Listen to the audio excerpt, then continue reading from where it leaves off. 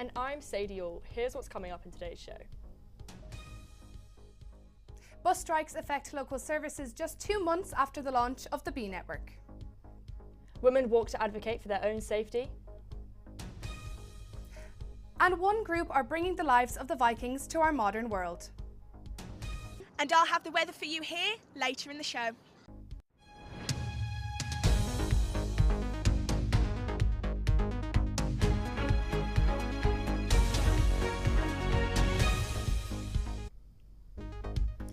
Irish police have arrested 34 people after rioting in Dublin city centre last night.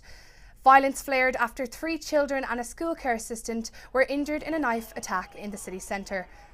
Rioters destroyed 11 police vehicles, while 13 shops were badly damaged and more were looted during the clashes with police. Rory Joseph Chin witnessed last night's events and explained to us what took place, especially for students in Ireland's capital. I'm a student at Trinity College in Dublin. I was out last night covering the protest for our college paper, and what I saw was O'Connell Street, which is our main thoroughfare, was completely overrun by rioters who had arrived to join a protest that was instigated by right-wing extremists. And yeah, they had complete control. They were able to loot, set police cars on fire, set buses on fire. There was smoke, fire looting everywhere. The college went into a sort of lockdown and they closed all the gates, but they were able to let students in and out.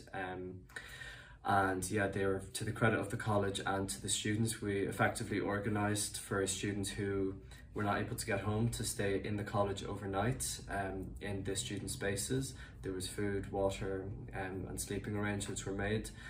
And it was an extreme experience. You could hear rioting, you could hear explosions throughout all the streets around the college. It was extremely scary, particularly for people of colour, but thankfully everyone's safe now.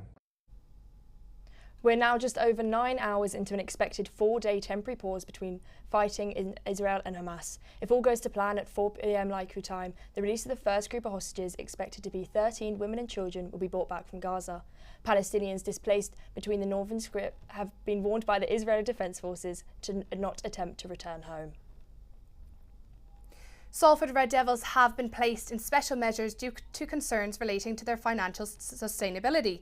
Salford, who had made no secret of their delicate financial situation, in recent months have gone through a tough period in which they have sold 3 of their star players. Salford Council have asked residents about their experiences travelling between Salford, Crescent and Media City on public transport in an attempt to better the route. How badly do things need to improve? Sam Armitage has found out more. Friday the 24th of November marks 2 months since the launch of the B network, which saw Manchester take back control of public transport. People here in Wigan, Bolton, parts of Bury, parts of Salford have better buses, earlier running buses, later running buses, more frequent buses. 2 months on, despite the promises of the new network, the queues for the 50 persist, and residents have one solution. I feel like more buses could be useful. Yeah, very much. Started trying to get the bus before the bus I actually want, just in case, because then usually it's delayed enough that it knocks on. I mean, you can learn to deal with it, but it's not helpful, especially to start with when I didn't know it was really a thing. Yeah. Especially for buses that are supposed to be like every 12 minutes. If they're not there for half an hour, that kind of ruins your expectations of your day. Salford City Council are looking to improve the routes between Media City and Salford Crescent Station, 2 of the biggest hotspots for students in the city. The council stated in their press release that Salford Crescent and Media City are Salford's biggest hubs for media Apologies for the interruption. Our reporter Charlotte Cole went to Hull to find out how women around the UK have taken measures to feel safer while walking at night. Walking alone or in the dark can make many women feel unsafe. ePower Safety detects if a user's been attacked, stores the evidence and contacts authorities. Girls Who Walk is a group promoting safety for all women. Members think the app is a great idea and encourage more women to download. Constantly, drunk people constantly, and there's been times where people have come up to me and said things, and you sort of just have to pretend like you've got your headphones on and you can't hear them. So this app is really good. It's really good for women, girls, I mean anyone. It's good for men, it's good for families to keep in touch and to know where people are. It's just a really good app to have on your phone. It just makes you feel safer because you know that someone knows where you are at all times. Let us know what you think about these walks on our socials at Quays News using the hashtag Quays News. Now over to our sports correspondent Liam Higgins for the latest. That's right, Meg. Club football is back this weekend after 2 weeks off of international football, which provided mixed fortunes for British sides. England and Scotland picked up draws, Northern Ireland picked up a shock win against Denmark, and Wales must enter the playoff after drawing both their games, so they will play Finland in March. The return of the Premier League sees the top two teams face off at the Etihad, with Manchester City taking on Liverpool and Manchester United taking on Everton in Goodison Park. This will be Everton's first game since their 10-point deduction last week. Salford Red Devils have said an agreement for the council to buy the AJ Bell Stadium might be confirmed in early 2024. The Red Devils are set to start their campaign away at Leeds in February. Meanwhile, top of the table Sale Sharks host Bath, currently second place in the Premiership tonight at the AJ Bell. This weekend is a busy one for motorsport as the final race of the F1 season takes place in Abu Dhabi this Sunday. This is just a week after F1's return to Las Vegas, which saw Max Verstappen continuing his record-breaking winning streak, while in MotoGP, Italy's Francesco Bagnaia goes into this weekend's final round in Valencia by leading Spain's Jorge Martin by 21 points with just one race and a sprint race remaining. And Great Britain's Davis Cup journey is over after losing their quarter-final game in Malaga 2-0 to Serbia. Novak Djokovic's win has secured Serbia a spot in the semi-final against Italy, while Finland take on Australia in the other semi-final. You may have learnt about, thank you Leon, they may have learnt about Vikings in school, but the Udler Vikings are giving the community a new perspective on the era. Beverly Segunda has this report. Brutal, cutthroat and violent. One of the ways Vikings are described, but the Udler Vikings are providing the community with a rich experience of the culture. I think from the combat point of view was the sheer energy that it takes to do the fighting. That was massive, but I think the biggest thing is the social side.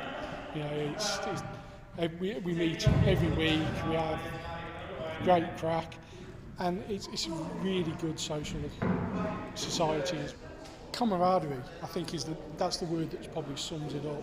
Channeling their inner Viking, the Udler Vikings are a community reenactment group hoping to get more people learning about the rich Viking culture and not just about the violence.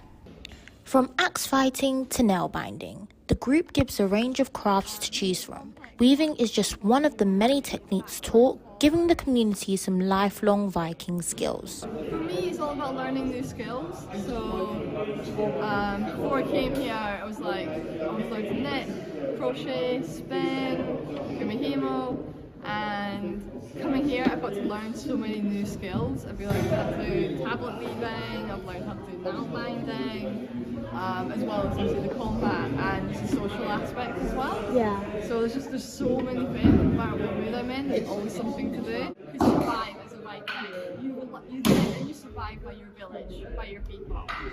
And that very much, you get that feeling here. Combat was a crucial part of Viking life. National Geographic say though Vikings indeed instilled fear, experts say violence was endemic. Yes, there's the violence, but everybody was violent. People, sorted out problems with an axe and a spear rather than sitting and chatting. But the Vikings had so much, they explored, so they did. They went all over Europe.